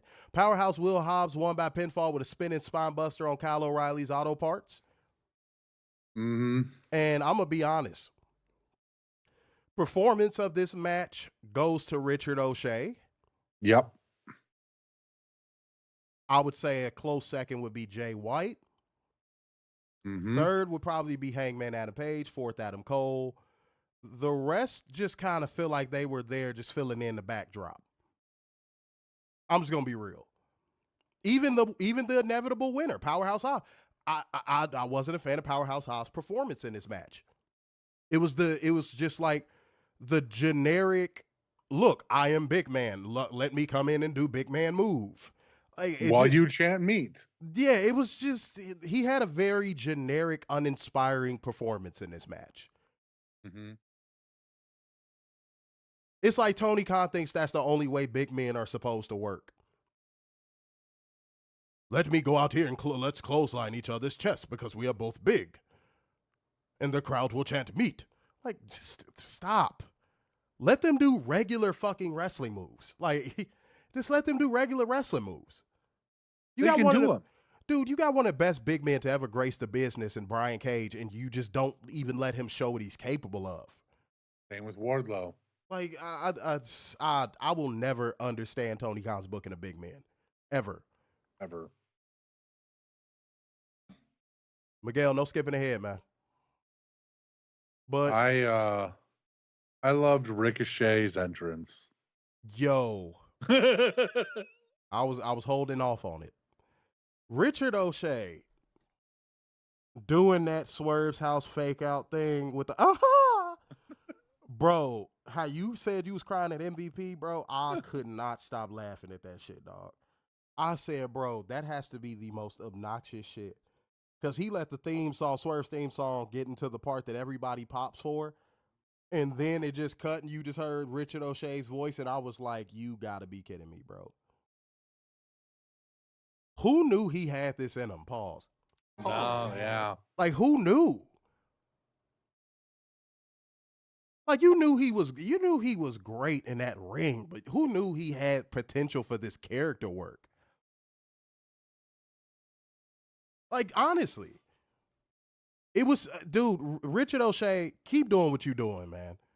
Yeah. Keep doing what you're doing. Said Hangman thought he saw a ghost when the music hit. That was another one of my favorite moments for this. Yeah, match. that was a great moment. He was looking like, oh shit, oh damn it, not again. And I love it. And you know why I love it too, guys? You know why I love it? Because that's a real form of long-term storytelling. Not that bullshit, pseudo long-term storytelling shit that people be saying about the. No. This was long-term storytelling. Gotcha, bitch. So Richard O'Shea is not funny. He can wrestle. He shouldn't speak. Dude, what he's doing right now is excellent. At some point, you gotta give people credit where credit's due. Sometimes we don't like doing it, but we gotta give credit where credit is due. Said he's getting an opportunity he never got in WWE to do character work. That's what I think it is. I just think he's never gotten an opportunity to do this. He's always just been the wrestler. That's why I think a lot of people are having a hard time warming up to it because they're just so used to Ricochet. Just do the flip. Just do the thing. Just do the thing that I like. Just do the 630. Don't talk. Just do the 630. Dance. Like that's yeah. That's a dangerous mindset to have when you're watching wrestling because then at which point you'll probably never give that person a chance. Does that make sense? Right. You'll probably, if that's all you look at a person as, you'll probably never give them a chance. It's like a woman that puts a dude in a friend zone. She's never going to look at him anything more than that dude in the friend zone. Right. So yeah, when you just have this image in your head of a lesser booking company of what, Ricochet was, then in which case, yeah, you going to think, oh, shut up and just do the flips. Shut up. Just flip. Of course you're going to think that because you've been conditioned to think that. No, you got to have an open mind, especially when it comes to professional wrestling. This could have flopped just as easily as it's been a success. Mm-hmm. So, yeah. Respectfully. Mm-hmm. I love having a good faith debate, so respectfully. But then again, I also have to remember some people are just going to hate people just because they hate them. Can't do shit about that. Mm. All right? Werner, I left this one nice and warm for you, brother. This one is for you. We got JEFFJARRETT being interviewed. And then MJF. Take it away, Werner. Ba-da-da-da-da-da-da. Let's go. All right, to make this a very, very, very, very stupidly long story short. He loved it. No, I didn't. At all. MJF wanted a partnership with Jeff Jarrett or JR. What? You all right, bro? No. You have an I hate aneurysm? this. You all right? I hate this. I hate all of this. I hate it all. I hate all of this segment. But are you cool though? Like Oh, internally, are your loins okay? No, bruh, look, there is no reason why MJF and Jeff Jarrett should get this amount of time on the mic. No. Period. They're both terrible on the mic. This was way too long and way too repetitive. Like, It was like Jeff Jarrett said the same thing like 5 times. Mm-hmm. I was like, okay, all right, what's next? Yeah. So they're going to have a partnership of some sort. Maybe. Partnership. Friendship. Yeah, this ain't even about putting your finger on the pulse. This is just completely just your veins are flat. You are dead. But the best part about this is we only have to deal with Jeff Jarrett as a wrestler for another 365 days. I think I can make it. Maybe. Well, actually, the best part of this was Jeff Jarrett calling MJF a one-hit wonder. That was pretty That good. was a good line. That was a good line. You know I will what? give Jeff his props on that one. Some of the best lines are rooted in truth. Mm-hmm. Oh, I got to backtrack, guys. One thing I failed to mention. Toni, if the crowd response is any indication of something, it's indication of stop pushing Daniel Garcia. For the love of God. They didn't pop. Daryl, he still has that fucking belt. It was like, hold on. It was like you a fucking weirdo. It was like the initial pop of like, oh, music. And then they realized it was Daniel Garcia and they was like, oh, Yeah. right. Him. Okay. And somebody might say, well, they pop for the whole 10 punches in the corner thing. They pop for anybody doing the 10 punches in the corner thing. Right. That's not a flex. That's not a flex at all. Goddamn Excalibur could get in the ring and do the 10 punches in the corner and get a fucking 1, 2, 3, 4. Like, that's not a flex. No. And I think Tony Khan heard that, was like, oh, listen how over he is. No. Homie, he got next to no reaction. Cut bait, homie. Cut fucking bait. And I'm sorry, Tony, you starting to push me in the Werner category with this. Why is that belt still fucking on him? Malachi Black can't seem to get a singles belt, but Daniel Garcia got one. Talk about his whole entire AEW run being a waste. Dude. Give that belt to Malachi. Get that belt off of that fucking dork. All it'll take is one little kick and his mom will get scared. You tried. You know. Pen Mike said, is Garcia AEW Cena? No, that would be Orange Cassidy. Yeah. That would be Orange Cassidy, without a doubt. Said Garcia got more of a pop with his stupid ass dance than he has with the top. Right. And they did that whole storyline. I don't want to dance anymore. I just want to be a wrestler because I'm Daniel Garcia and I talk like this for no reason. It sounds like I'm trying to generate more saliva in my mouth every time I talk because I'm Daniel Garcia. Listen to Daniel Garcia talk. That is probably the most accurate impression of Daniel Garcia. Listen to him talk. Y'all will go back and be like, damn, that was accurate. I'm Daniel Garcia. Every time I talk like this. And I want you to believe everything I'm saying. So I'm going to make my mouth extremely wide. From you being from New York, you sound real Bostonish. But go ahead. Mm-hmm.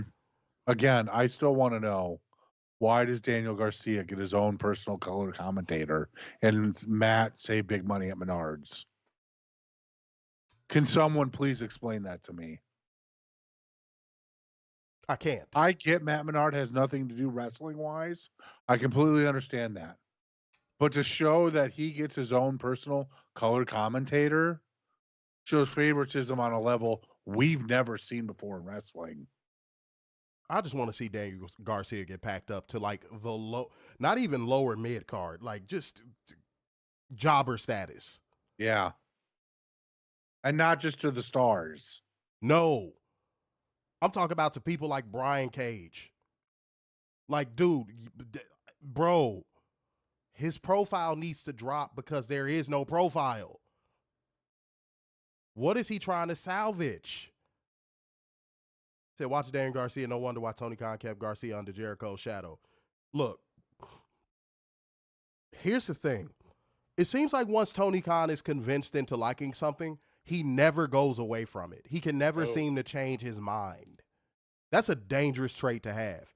Because imagine if you get a bitch that's super good to you, right, at first. And then, you start cuffing her and y'all start hanging out more and then she just changes. She turns into a bitch. And it's always that one dude that's like, oh, she's my baby. She was so nice to me when we first started out. She was so nice to me when we first started out. Dude, if you don't drop that bitch, mm-hmm. The bitch you seeing now is the real her. That's Tony Khan's problem. He gets one-itis. Bad. He gets one-itis in the worst way possible. Dude, it's okay to pivot. It's like somebody backstage needs to tell him, It's okay to pivot. It's fine. As long as you do it within reason, it's okay to pivot. Now, don't just be pivoting for the sake of pivoting. Now, that's don't do that. That's how you end up in some shit you don't want to end up in. Just don't do that. I would never encourage that. Don't do that. But yeah, but like Daniel Garcia, dude, just do it. Just pivot. What do you have to lose? He's not drawing you any money. No. He's not a top merch seller. So like what? He's definitely not selling tickets to the pay-per-view. So like what are you holding on to? That's my question. What are you holding on to? Orange Cassidy, same shit. You might have had an argument in like the first 2 years of AEW when it came to Orange Cassidy, but you don't have one now. Cut these motherfuckers and let them go make a killing on the indies. Because that's where that shit is welcomed. Daniel Garcia probably go to NXT, though. Yeah. All right, He'll do his little dance and everybody like, yay! Yeah, they'll love that shit. Keep going, Warner. Let's go. All right, up next, we see footage from the final Rampage. It's here. Yeah. Yeah. Yeah. Sucks. The Death Riders are shown shoving Darby Allin down the flight of stairs. Excalibur has said no one has heard from Allin since he practically fallen off the map. Because he fell down a flight of steel fucking stairs. Yeah, like, come on. What type? That was a dumb line. That was a dumb line. Yeah. Up next, we get Cope. My boy Cope. Your boy Cope. Let's go, Cope. This crowd sucked, by the way. Yeah. Where were they this week? Oh, Tennessee. Yeah, bumblefuck Tennessee. Yeah. Get away from there. This is a Fair Walker crowd for sure. Oh, big time. Cope ran through Moxley and the Death Riders cartage since he's been going, including Bryan Danielson and Darby Allin. Cope said the biggest mistake was going after his good friends, FTR. That's where he draws a line. FTR. Cope said no one has fought through what he has still fought through just to be standing in the ring, and he will die on that hill. Cope is a different animal than Moxley. He has faced before and mentioned breaking his neck in a match against Eddie Guerrero. Cue the Eddie Guerrero chants. But kept going for 20 minutes and winning the match. Cope fought Malachi Black in a barbed wire steel cage match, broke his leg, but got up and won the match. Cope knows Moxley is one of the toughest in the game, but question what Moxley can do to him that hasn't already been done before. Then John Moxley and the Death Riders come out. Claudio and Wheeler attacked FTR. The fight is on as Cope and Moxley brawl in the ring. Marina Shafir sprinted ringside. Oh, well, Ooh, what did she do? She sprinted. Not T-Mobile, but she what? She sprinted. Okay, all right. Which is owned by T-Mobile. To ringside, slid the briefcase into Moxley as Cope grabbed Shafir. Was distracted long enough for a returning Pac to appear and attack him from behind. Moxley applied the Bulldog choke as FTR was taken out ringside. Shafir handed a bag for Moxley, but Powerhouse Hobbs' music hit and slowly walks away, showing no fear, but Hobbs got in the ring and all the Death Riders retreated. But Werner, how did he cope with this? I don't know how he coped with this. Probably in the back getting an ice pack. Probably talking to a therapist. Clarksville, Tennessee. I've never heard of Clarksville, Tennessee. They just went to a random ass place. Yeah, random ass place. Somebody just had the map of the United States on a fucking wall, and they were throwing darts at it, and we're like, these are going to be our next 2 locations. Yes. Because I've never heard of no damn Clarksville, Tennessee. No. So, shouts out to Clarksville, though. Full of fair walkers. Yes. Of course, Marina was looking fine. When did she not? Oh, yeah, come on. When does she not? Lord. Said probably getting some love from Beth. Ain't nothing wrong with that. Yeah. You know, ain't nothing wrong with getting love from a little, you know, muscly cougar. Mm-hmm. We ain't here to judge. We here to love. Oh, yeah. That's it. All right, let's keep going. Up next, we got Mariah May backstage. Titties. I'm playing it real quick. Let me suck them titties, baby. Jesus. Oh, yeah. Let me suck them titties, baby. Let me suck them titties, baby. I'm home. Ooh. Ye to thee. Jesus Christ. Harley. Mariah, I Harley. haven't even gone that far. Bruh. Look, I'm a man. I don't give a fuck. You want to know what happened the moment that they popped up on the screen? My eyes immediately went down. Yeah. If Werner reading this is going to be the first time I know what happened in this. Same. I was just like, gee, call me whatever you want. I don't give a damn. I'm a man. It's natural. Mm-hmm. Bruh. The titties were tittying. This is what we want to see, Tony Khan. Go yes. Ahead. All right. So Mariah May is backstage.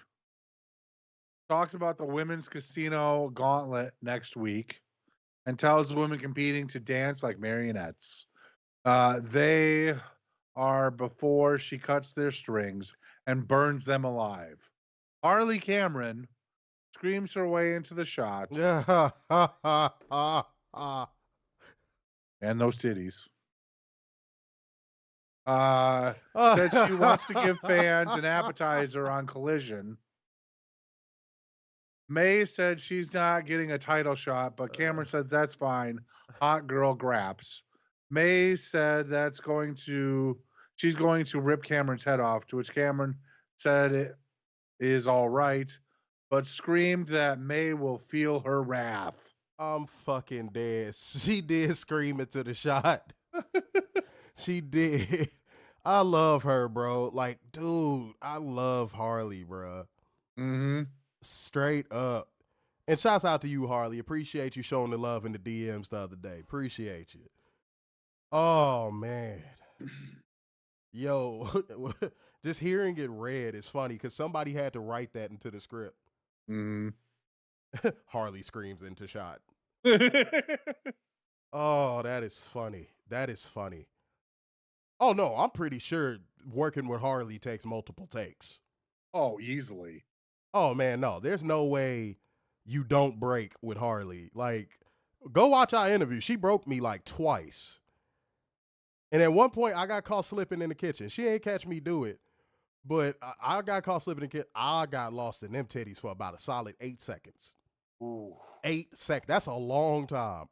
That is a long time. I was like, Jesus. Then she put her hand on my shoulder. I was like, ah, shit. What? Huh?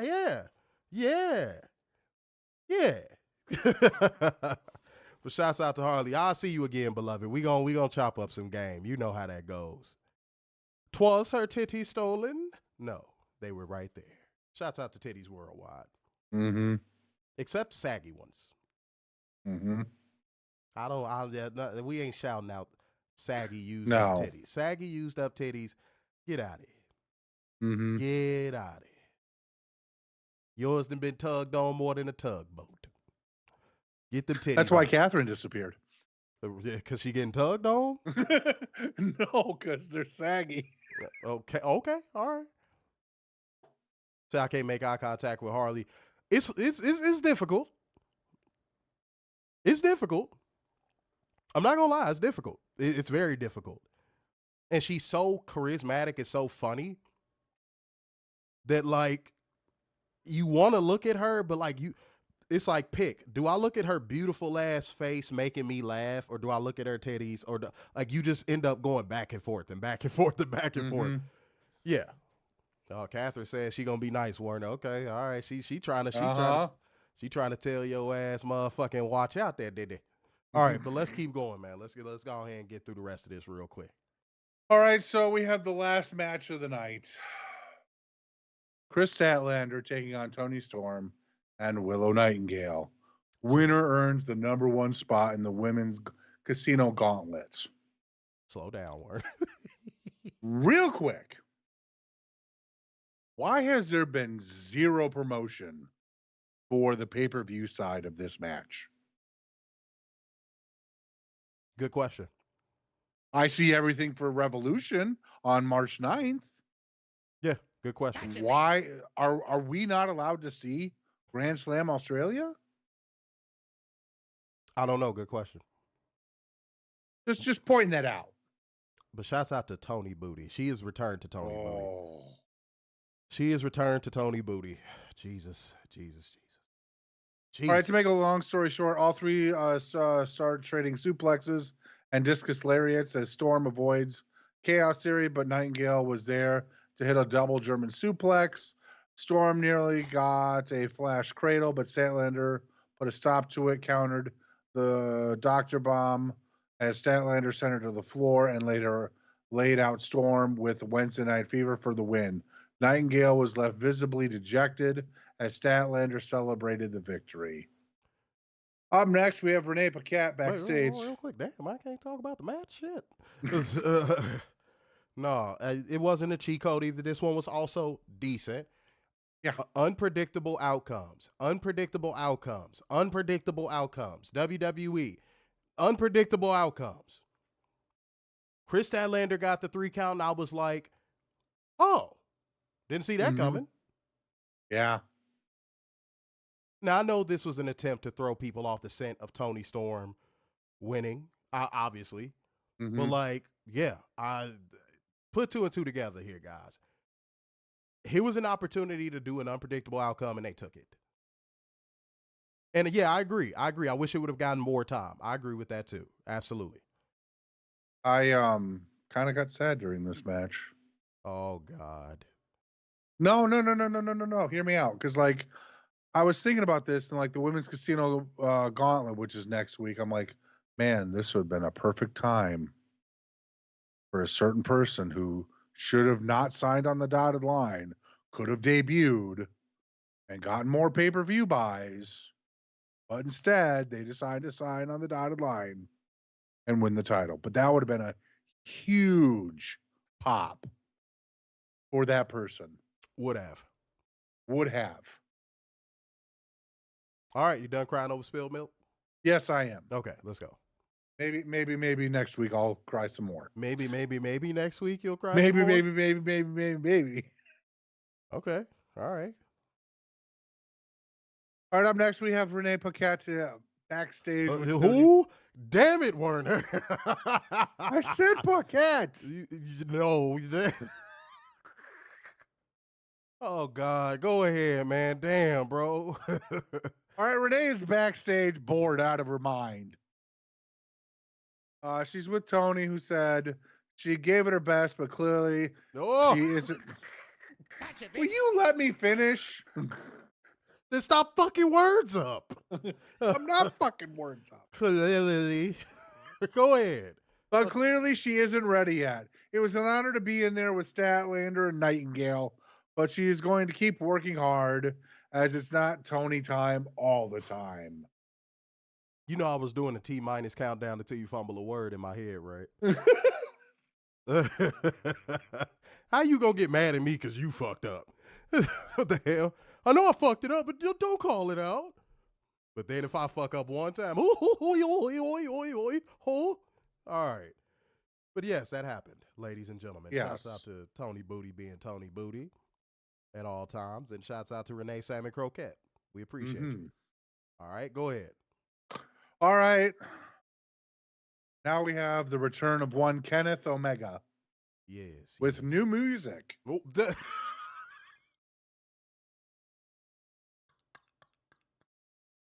What's wrong now? I said new music. Oh my God. You act like we can't hear, bro.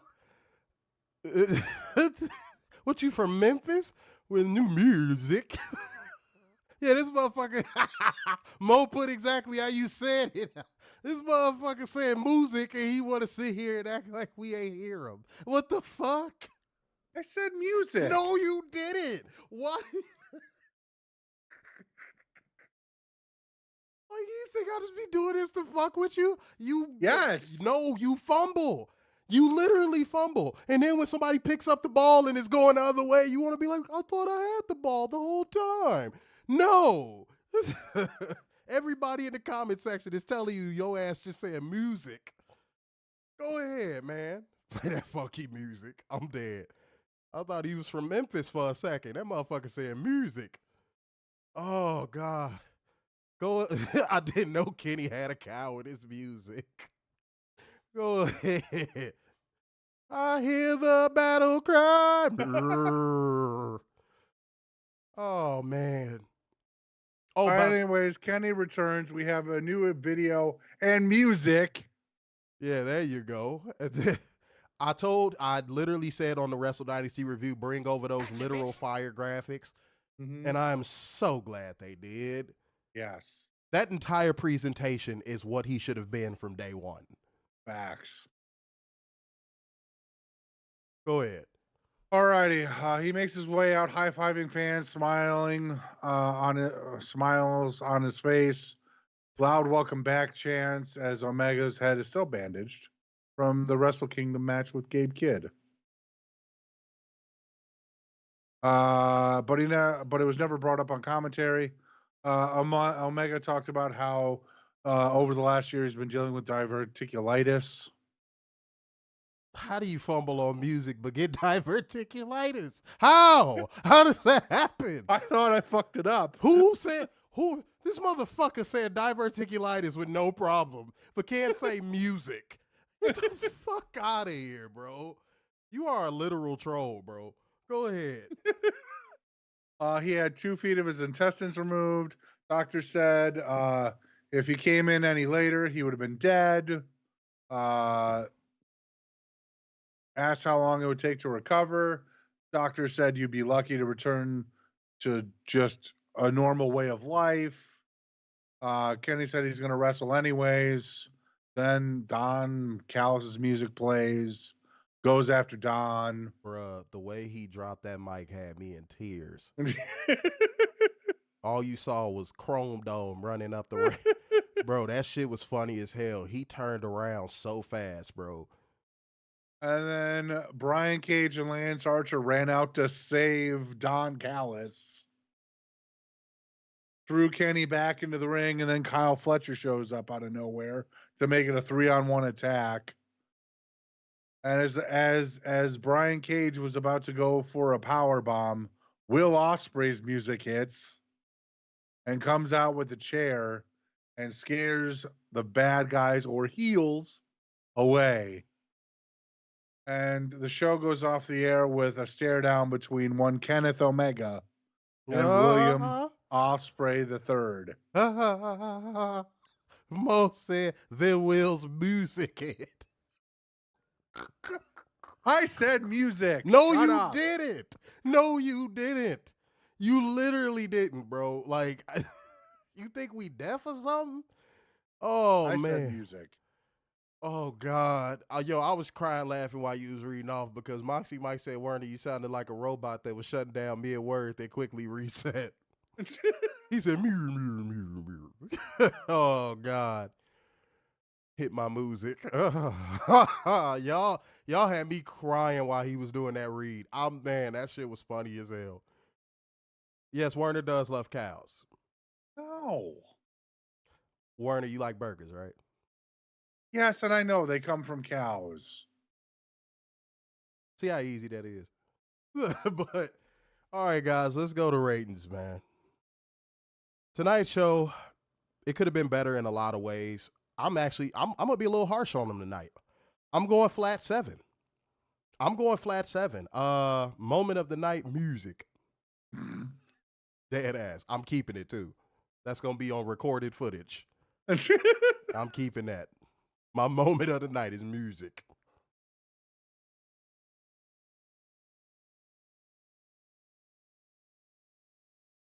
I'm going to go 6.2 because there was a lot of discombobulation in some of these areas of the show, and we did not need a 45-minute promo from Jeff Jarrett and MJF. Yeah, that took a big chunk of my rating off. Yeah. That took a big chunk of my rating off. And then, with the Gauntlet, you had top star after top star after top star show up. And then all of a sudden you got Daniel Garcia. Yeah, you ruined the That's sense of urgency in the match. Yeah. Because they got to make way and bump for this dork. I agree with that. Moment of the night, MVP, international object. That's but is he an international music sensation? Oh, shut up. Oh, God. Oh, that was so funny, bro. My head hurt, dead ass. I was laughing so hard eternally, my damn head hurt. I was like, I'm going to let Werner get through this read because I'm ready to get off the stream. But, boy, y'all had me over with my head hurting. All right, Mo said 6.5 moment of the night. Harley is always moment of the night. I said Harley. See, I can own my shit. I'm not going to be a bitch about it. He's like, no, I didn't say it. I said music. Didn't say it. Dylan said 7.5 moment of the night. Mariah and Harley. Kat said rating 8. Moment Omega returning. Xavier gave it an 8. I don't know. I mean, that's his rating. I don't know. Mo said 46 minutes SmackDown, of wrestling on SmackDown. Hour and 2 minutes, 28 seconds on Raw. I don't even want it. I'm just going to leave it alone. Okay. Miguel said, play my music. Mr. Mayhem said 6.9 moment of the night, the women's triple threat. Xavier said moment of the night, Ospreay and Buddy. Moxie Mike said 7.2 moment of the night, Richard O'Shea's entrance. Hour 9 minutes, 14 seconds of wrestle on Collision. 2 hours, 57 minutes, 24 seconds on Wrestle Dynasty. 58 minutes, 13 seconds on Dynamite. Moment of the night, Mariah May and Harley on TV. Xavier said, look at Werner making Doja Cat proud. That's right. What? You got to understand, he's old and white. He don't know who that is. So you can't just throw stuff like that at him. He gets intimidated. He might call the police. Not going to call the cops. Is this Doja Cat treading on my property? I heard Doja meant weed in the 90s. Is it a walking weed plant? I'm calling the caps. That's how white people say cops. Caps. I'm calling the caps. Adrian Carpenter said 7.5 moment, Kenny's return. Shouts out to y'all, man. All right, clear the air real quick. Don't cry over something that was never yours. Don't get in your feelings about something that was never yours. It's so easy to get invested in something that doesn't belong to you. Don't do that. Because you're going to end up hurt, like bad. So just don't do it. Don't cry over something that was never yours. Go ahead. Just to double down on earlier, pray for everybody in California. I'm seeing 5 dead as of right now. So just pray to those people, and hopefully everyone else can get out safe. And hopefully they can get that fire under control. Yeah, because last I saw before we went on stream is that it's in the Hollywood Hills now, and it's like a couple blocks away from Hollywood Boulevard. If you guys don't know what Hollywood Boulevard is, I'm fucking up. Obviously, it's where the Hollywood Walk of Fame is, where a lot of tourist attractions are and stuff like that. So that should tell you how close this is to complete catastrophe, ladies and gentlemen. So, yeah, just please send your prayers, and if you can help in any way, help. All right. All right, y'all. But it's time for us to get the fuck up out of here, man. Sign off yet again. Oh wait, no, I almost fucked it up. So therefore, going once, going twice, and so to the man with the braids in his hair. So. Sign off yet again. It's the epitome of black excellence, the king of dimes, such as your boy, Mr. Starkside. The beginning of hope worldwide, the Messiah, Sammy Cute Sixes, and the internal pessimist, Big Dub. All right, we finna play our outro music.